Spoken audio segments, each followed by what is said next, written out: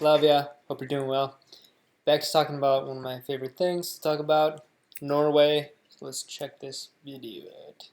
Norway plays a huge role in what it means to be Northern European. And when you look at it on the map, you'll see that it's fascinating how well they developed the civil infrastructure from a rugged, half-frozen peninsula. Oh, and there's a town called Hell. First of all, the country, which kind of looks like the shape of a spoon, is located in Northern Europe in the region known as Scandinavia, just above the North Sea, bordering mostly Sweden to the east, Finland in the far north, and even a small sliver of Russia at the very end. This effectively means that Norway goes even further east than Finland and gets the entire Arctic coast from their neighbors, sharing the Barents Sea with Russia.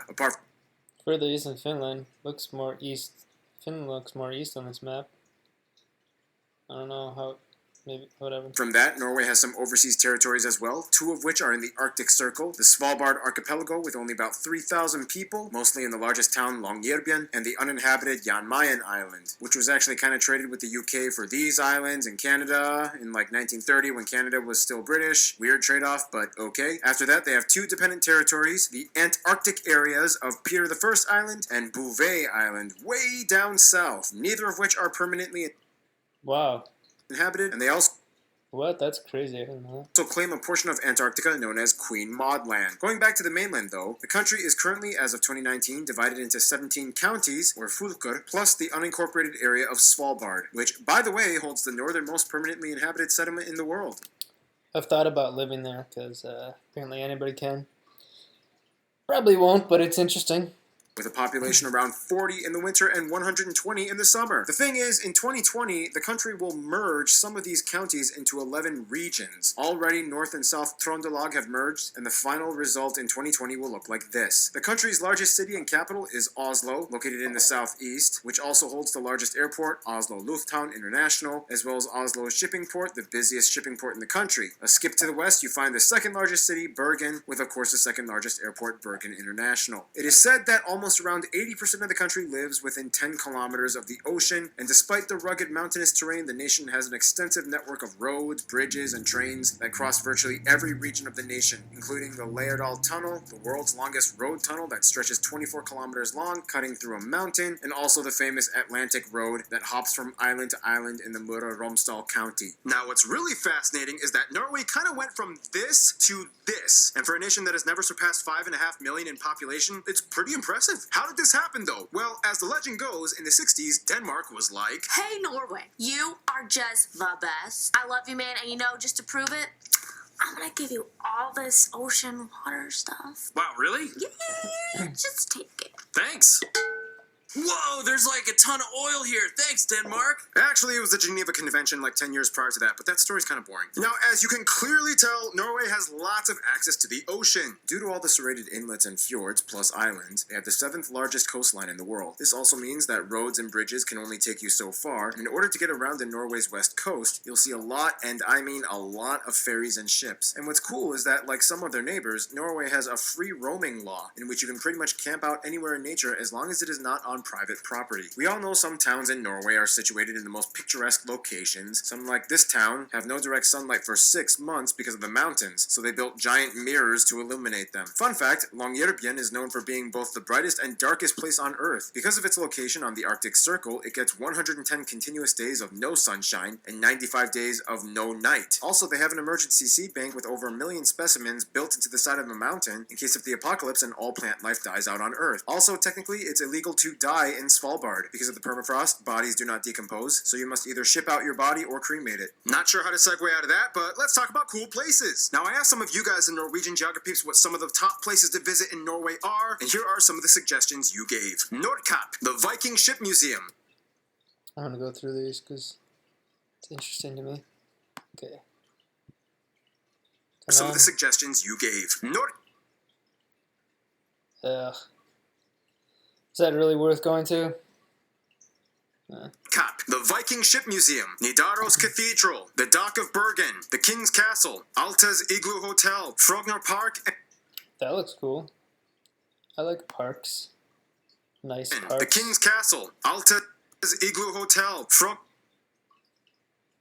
Wow, really nice, really, really nice. Frogner Park and Vigeland Sculpture Park. Try to find the one with the dude fighting the babies. This fortress, this Iron Age Wow.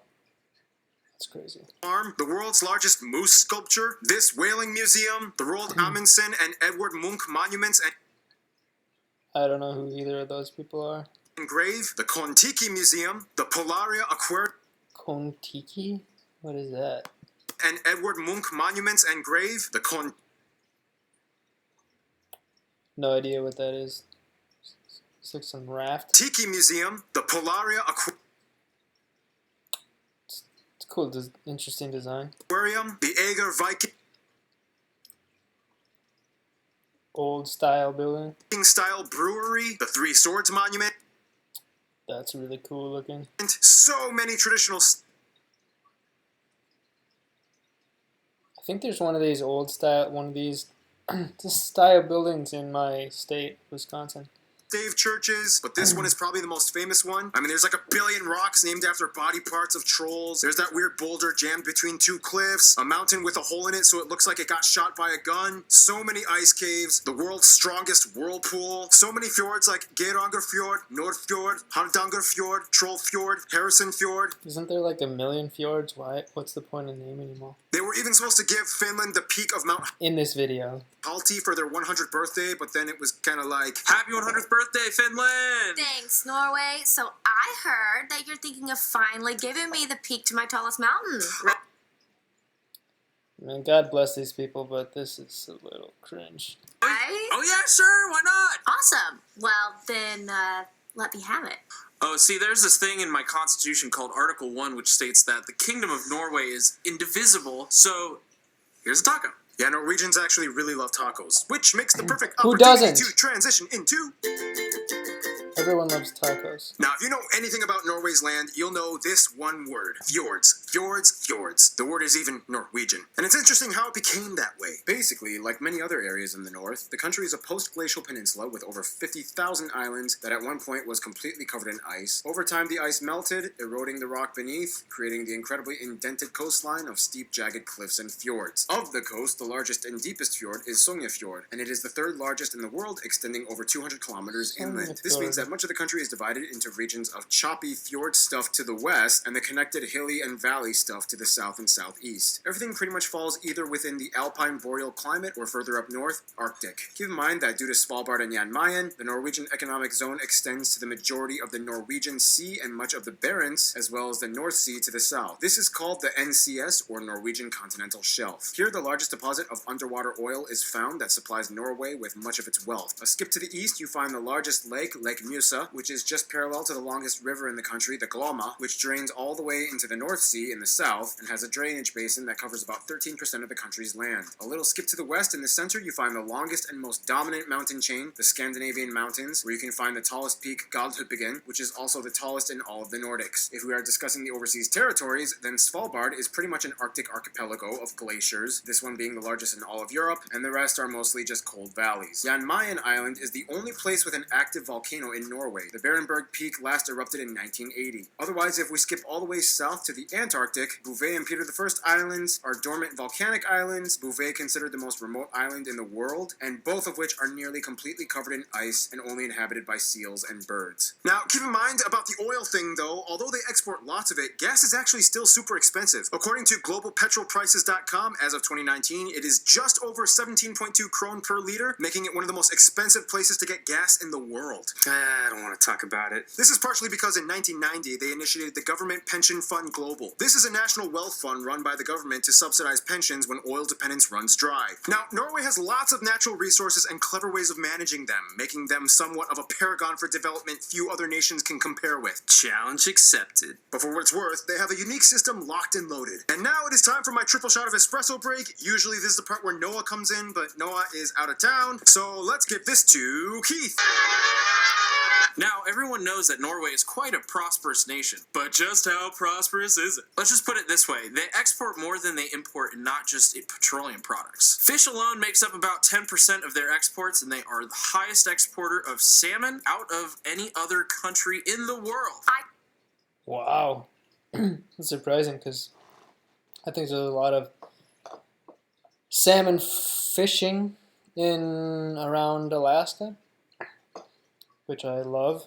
Salmon, probably my favorite fish. I just love Voss water. It's expensive and it's Norwegian, so you know it probably came from like a mystical glacier or something. Yeah, no, that's basically just our tap water. I wash my dishes with that stuff every day. But it's expensive and Norwegian. And you fell for it. Ha! Y'all just got tricked. Otherwise, the majority of the energy in Norway comes from hydroelectric power. Norway became one of the first countries to adopt a carbon tax back in 1991. Although cutting down trees is still done on a smaller scale, they were the first country to ban deforestation. They have Europe's largest herd of reindeer. They have lots of birds like puffins, whales, and orcas love swimming off the coast. In the Arctic, you can find polar bears and walruses. And now, food. Norwegian food is known for being either really nice, warm, and cozy, or straight up disgusting. They love their fish. You have some interesting fish dishes like lutefisk and rockfisk. Some other dishes include things like various types of porridge, pickled herring, kumla,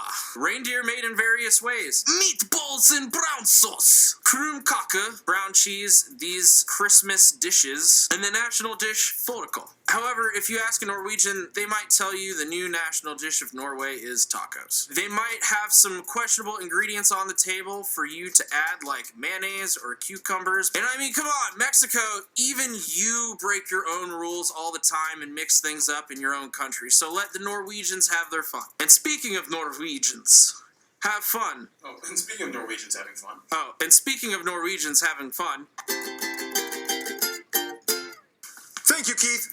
Norwegians have a saying, they are born with skis. The word even comes from the ancient Norse word skith, which means split wood. If there was any kind of apex cold winter type of people on Earth, Norwegians would take the gold. And they literally do take the gold. Like, they have more Winter Olympics gold medals than any other country. First of all, the country has about 5.3 million people.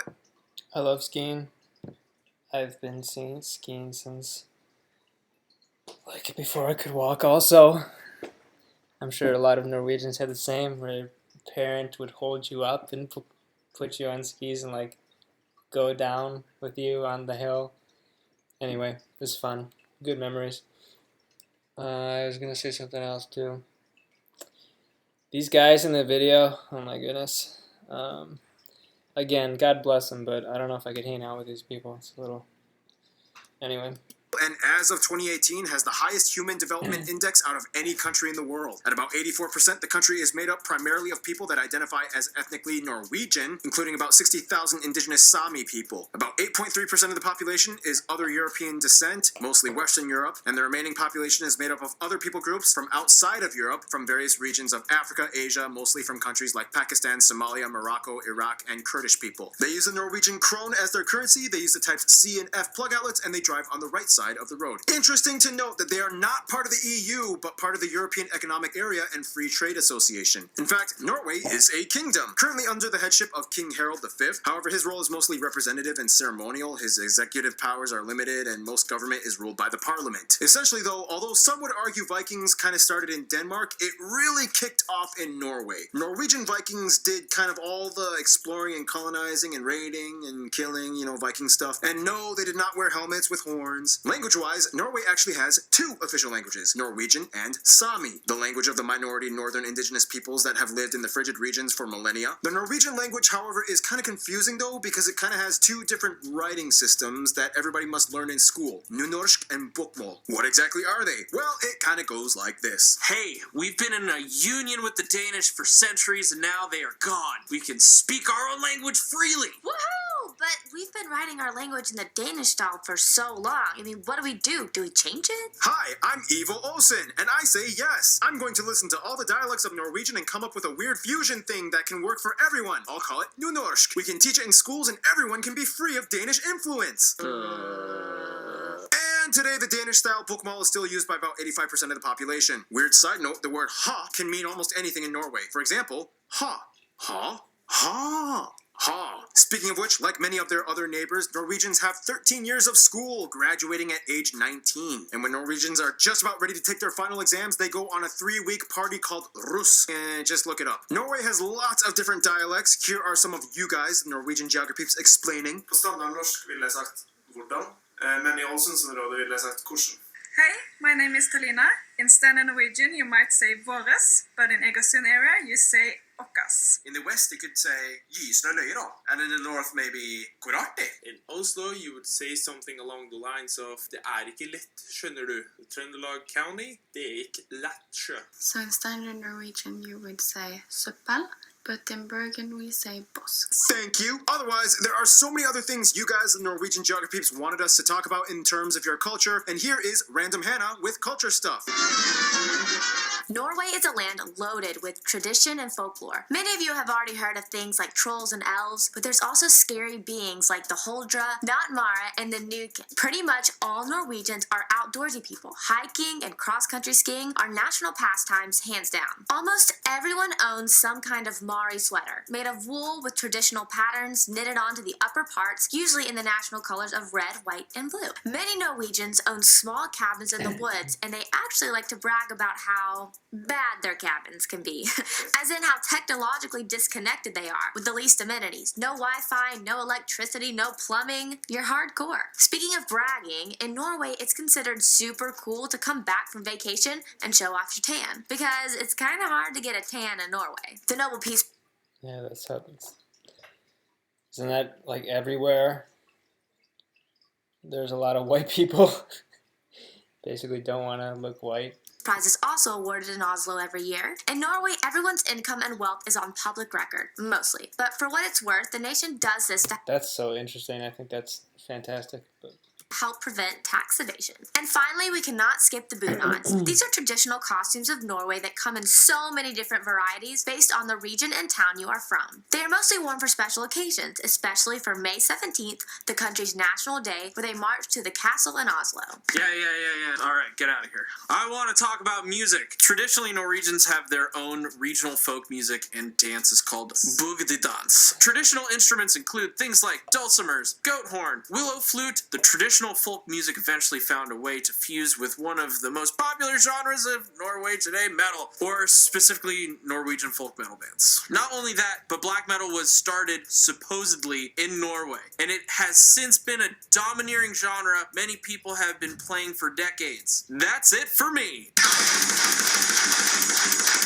Thank you again, Keith. Anyway, we gotta move on. History, in the quickest way I can put it. Viking Age. This dude unites Norway into one kingdom. Vikings invade and take over a ton of other places like England. Christianity, Old Kingdom, Black Plague, Union of Kalmar, Denmark takes over. Lutheranism, Sweden takes over. Constitution established. First wave of immigrants to America. They finally leave Sweden. World War I, neutral. Women's suffrage. World War II, neutral again, but Germany doesn't care. Joins NATO and European Free Trade Association. Oil boom. They vote and reject EU membership. Hosted Winter Olympics in Lillehammer, largest underwater gas pipeline in the world opened. Oslo grows and more immigrants come in. And here we are today. I asked you Norwegian geographies for some notable people from Norway or of Norwegian descent, and here are some of the ones you suggested we put in this video. Eric the Red, so many past Vikings and kings, blah blah blah. Edvard Grieg, Edvard Munch, these riders, these cross-country skiers, Roald Amundsen, Magnus Carlsen, Max Magnus, Thor Heyerdahl, Fridtjof Nansen, so many musicians like these people. I know Alexander Rybak, Aha, and Liz. As well as actors like these people, and I don't know any of those except for the guy who played Max Manus. This guy, Axel Henny.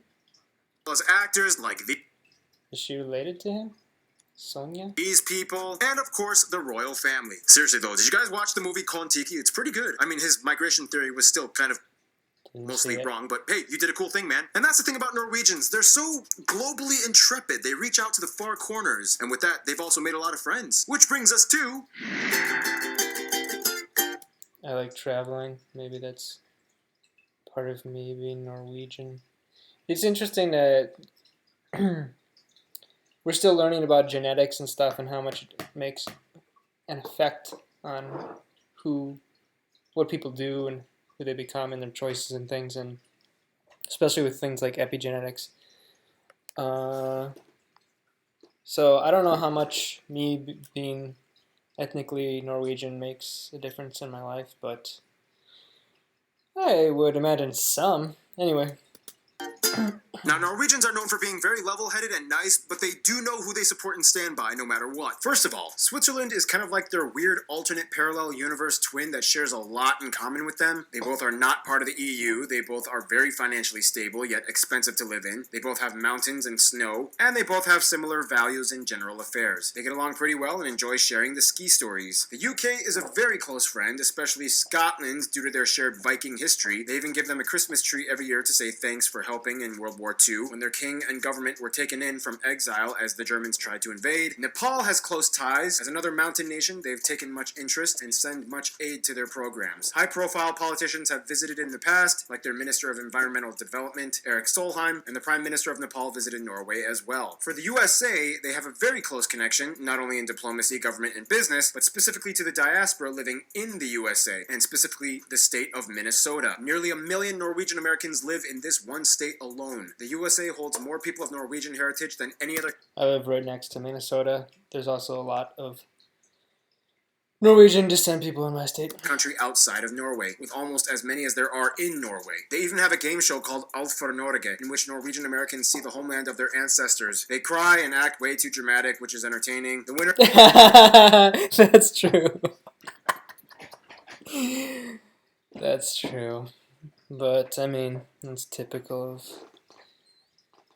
very American thing to be overdramatic, I suppose. Gets to meet their Norwegian relatives, and the losers get a book telling them information, but they don't get to meet their relatives, which is kind of messed up, but it's a game show, what do you expect? Anyway, when it comes to their best friends, pretty much what I've heard is a mix between all the Nordics, but specifically Iceland, Denmark, and Sweden. Iceland is like their party friend they love to go on adventures with. They're also kind of like the preserved Norse nation that their ancestors colonized, which holds a dear spot in their hearts. Today they have a defense agreement that allows the Norwegian Air Force to survey and patrol the Icelandic airspace as well. Denmark and Norway, however, are always kind of fighting for Norway's affection. Both these nations in the past have fought each other and ruled over Norway under separate kingdoms. All three countries were at one point part of the Kalmar Union. They can relatively understand each other when they talk. Swedish is closer to Norwegian though. They are all part of NATO, the Council of Europe, and many people from each of these nations end up marrying and having families together. In conclusion, Norway's prosperity doesn't stop with their will for gritty, cold adventure. They've scaled the South Pole, the icebergs, the glaciers, and the tundras. It's almost as if the ice keeps them warm. Stay tuned.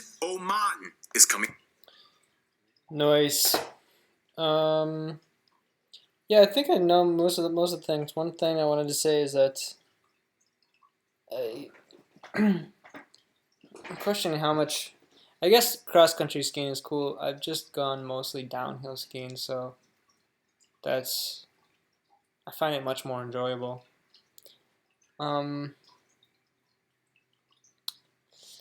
I think I'm learning. I did know like most of the stuff in the video. I want to say at least like 60-70%. So I might be just about out of the new sort of surface level things I can find out about Norway. But yeah, decent video. Thanks for watching. Love ya. Recommend more Norwegian things to me if you would. I'm learning.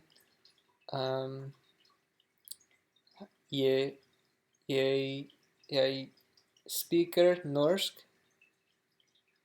Oh man, probably pronounced that wrong, but I'm learning how to speak it. So, thanks. If you would comment and like and subscribe, that'd be cool.